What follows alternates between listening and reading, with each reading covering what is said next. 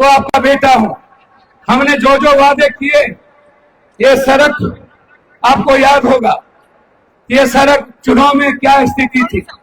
इस इलाके में जो सड़कें की स्थिति चुनाव के पहले थी, जो परिस्थितियां था, जो हालात थे, जो मैंने कहा था कि चुनाव जीते ही काम शुरू होगा, चुनाव जीते ही कोई जाति, कोई धर्म, चाहे वो निषाद हो, मल्लाह हो, केवट हो, नुनिया हो, चंदबंशी हो, कहार हो, कुम्हार हो, पासवान हो, राम हो, कोई भी जाति, बिहार पूर्णिया दुनिया का नंबर 1 होगा।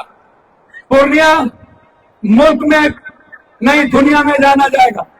साल भर के अंदर पूरी पूर्णिया को दुनिया में नंबर 1 किया मैंने। साल भर के अंदर कल हम दिल्ली से आएंगे, पहला फ्लाइट जो दिल्ली पूर्णिया चलेगा, और हैदराबाद पूर्णिया, कल पहला फ्लाइट पप्पू यादव 12 बजे पूर्णिया एयरपोर्ट पहुंचेगा।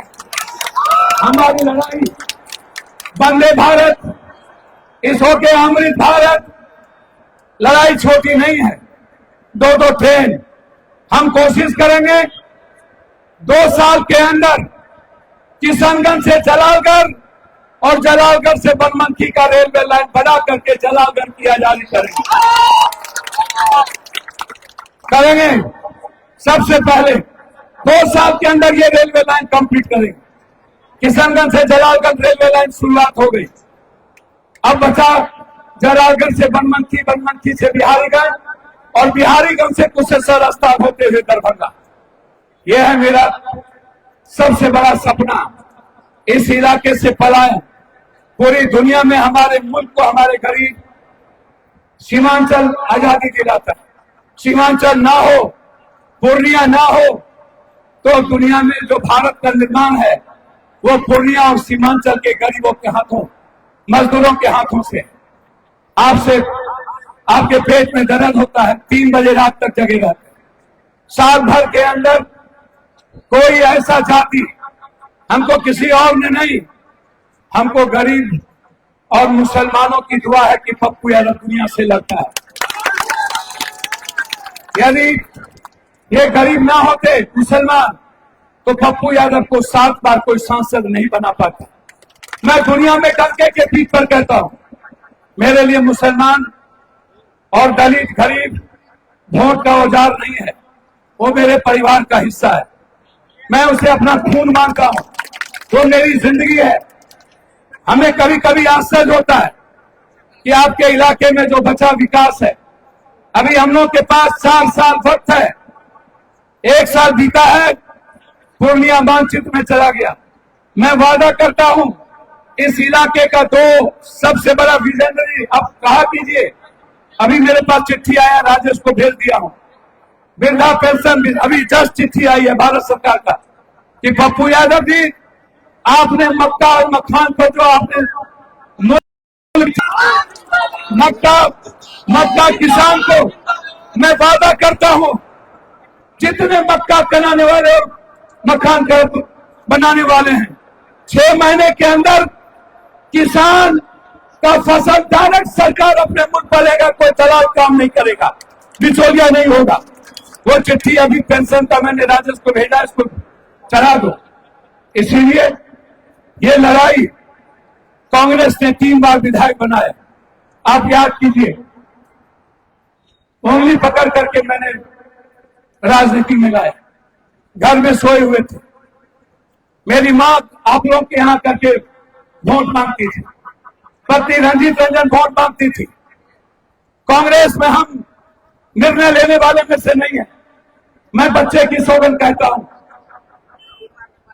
कि यहां से कांग्रेस ने इरफान भाई को जनता का निर्णय लेकर के किया। मैं दोगला का पैदाइश होगा, ये निर्णय कांग्रेस और राहुल गांधी का है, इरफान आलम का पप्पू यादव का निर्णय। मैं जानता नहीं हूं शकील भाई और इसके बीच क्या झगड़ा था, मुझे नहीं पता। इन्होंने कांग्रेस के पीठ में हमको बाद में प्रभारी ने कहा कि बहादुरगंज का तौसीफ आलम और कस्बा के अफाक बाबू, इन्होंने क्या नाम है उसका, राज्यसभा से चुना लड़ा, शब्बीर नहीं, शाबिर आलम से राज्यसभा में 5-5 करोड़ रुपया ले लिया। रंजीत रंजन से शिकायत किया, रंजीत रंजन अकेला लड़ी इसके मंत्री के लिए, नहीं तो शकील भाई मंत्री बन गए थे। मैडम ने कहा नहीं, अफाक बाबू को अंतिम में बना दो। जाके सोनिया गांधी जी से बोली। और उसके बाद जो आदमी तनख्वाह कभी नहीं उठाया हो, इस व्यक्ति के पैर में चप्पल है क्या? इसके घर पे की है क्या? क्या ये कांग्रेस को कुछ दे सकता है?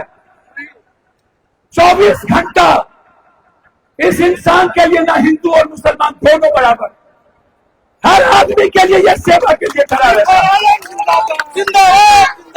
मैं इससे पूछता हूं, अरे यार मैं पागल हूं इंसान के लिए, तुम क्यों इतना पागल हो? कहता है सर मेरे पास उसके दौलत के अलावा कुछ भी नहीं, मेरे पास वो है। अगले बार सरकार बन जाती, इस बार बीजेपी चाहता है कि नहीं, हिंदुस्तान में पहली बार आजादी के बाद आज तक बीजेपी की सरकार यहां नहीं बनी, पहली बार बीजेपी चाहता है मेरी सरकार बने। नीतीश की नहीं, नीतीश को बदल कर दिया, वो कहता है पहली बार बिहार में बीजेपी की सरकार बनाएंगे, आज तक नहीं बनी। बिहार के बाद वो असम में पूरा बिहारी को भगाना चाहता है, कहता है असम में किसी को नहीं रहने देंगे इस बार। कभी हमको हरामी कहता है। यही मोदी जी फिलिस्तीन जाते हैं तो फिलिस्तीन को वोट देता है और यहां गाली देता है। फिलिस्तीन के लिए कोई लड़ने वाला मां का लाल पैदा लिया, मात्र एक प्रियंका गांधी है जिसने फिलिस्तीन का झंडा लगा करके लोकसभा गया और कहा था फिलिस्तीन को आजाद करो, मुक्ति दो। जब इस हिंदुस्तान में कोई भी लड़ाई होती है, वो लड़ाई अकेले कांग्रेस और पप्पू यादव लड़े, चाहे वो वक्त का हो।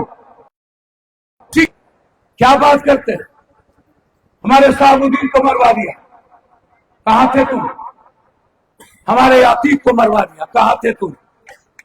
हमारे मुख्तार को मरवा दिया, कहां थे तुम?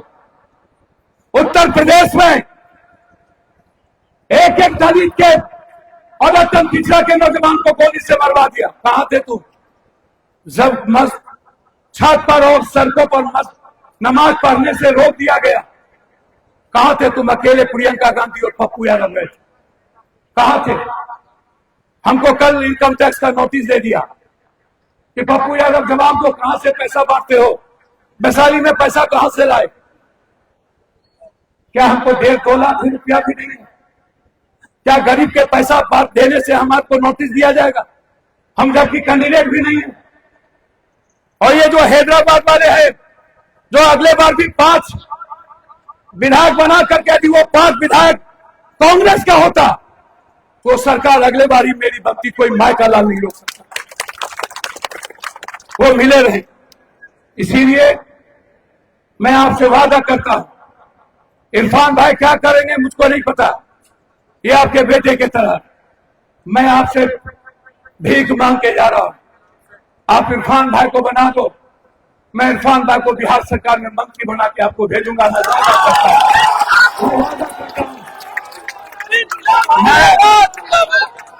मैं ये इरफान, मैं आपका बेटा हूं, मैंने जिंदगी में आज तक किसी के आंसू ना बहे हो जहां पर हम हवा से पहले नहीं पहुंचे।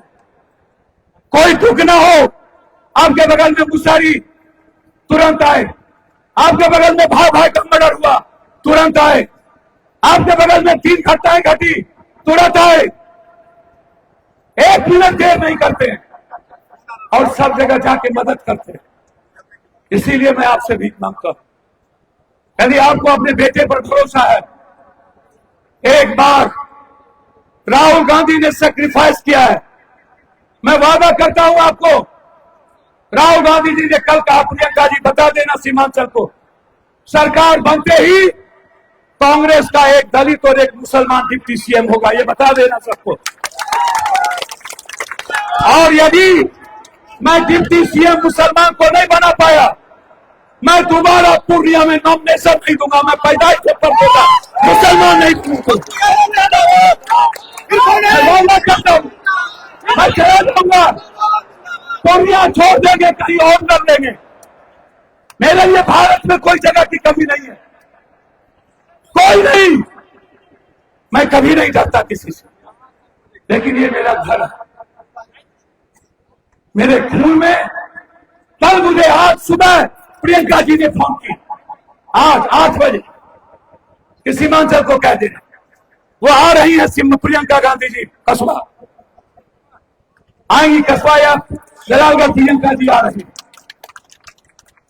इसीलिए हम सिर्फ एक बेटे के नाते, एक भाई के नाते, यदि हम पर भरोसा हो तो मैं वादा करता हूं, इन्हें बोलो मुझे मेरी मां बहन को गाली मत दे। जिसके परिवार को मैंने उठाया वो हमें गाली देता। मैंने आज तक 1 रुपया की तनख्वाह नहीं उठाई है, जिंदगी में तनख्वाह नहीं लिया मैंने किसी से आज तक। भारत सरकार का 1 रुपया नहीं लिया हूं। मेरे एक आदमी की को टिकट नहीं मिली, क्या हुआ? इसीलिए ये लड़ाई आपकी है और ये बेटा आपका है। इस लड़ाई को आप कस्बा जीत के दे दो, मैं बिहार जीत के दूंगा। बहुत बहुत धन्यवाद। कौन साहब? राहुल प्रियंका जिंदाबाद, महागठबंधन जिंदाबाद, हाथ छाप जिंदाबाद, राबड़ी लालू जिंदाबाद, राबड़ी खलके जिंदाबाद, सीमांचल की जनता जिंदाबाद, पूर्णिया कस्बा की जनता जिंदाबाद, हाथ छाप जिंदाबाद। माला पिन्हा दिया, जोर से बोला, माला पिन्हा दिया। जिंदाबाद जिंदाबाद।